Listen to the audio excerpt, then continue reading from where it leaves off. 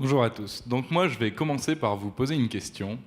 Est-ce que vous savez quelle est la monnaie de la vie sur Terre?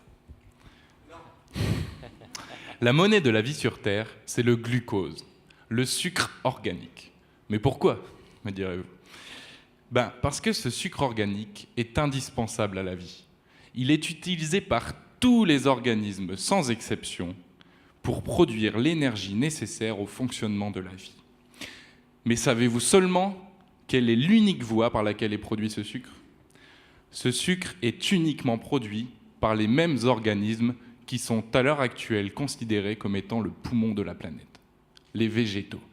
Et ce, grâce à ce processus que l'on appelle la photosynthèse.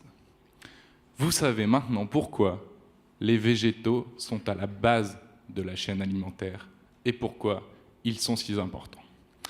Comparons maintenant un système naturel à une bourse et la monnaie de celle-ci aux végétaux. Voilà pourquoi je fais cette comparaison. Ce n'est pas lorsque votre bourse est pleine que ce qui en sort est important. C'est même parfois lorsqu'elle est presque vide que moi j'en sors le plus. Un système naturel, c'est pareil. Ce n'est pas parce qu'il y a beaucoup de végétaux que la production de sucre sera importante. Et inversement. Tout ça dépend de l'environnement. Si l'environnement est favorable, le développement de végétaux sera important. Et si ces végétaux, et seulement si ils se sentent bien, ils produiront une quantité importante de sucre. Voici donc le sujet de ma thèse.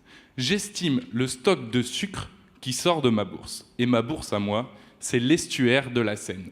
Vous savez, cette zone où la rivière de la Seine se déverse dans la Manche. Une zone très importante du point de vue écologique, pour les oiseaux migrateurs, les poissons en reproduction, mais également du point de vue économique, pour les ports et les industries qui utilisent cet estuaire.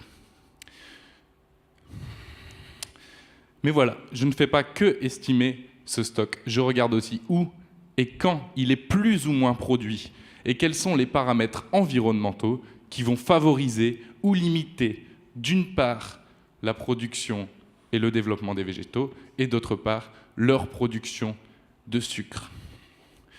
Car voilà ce que je vais vous dire.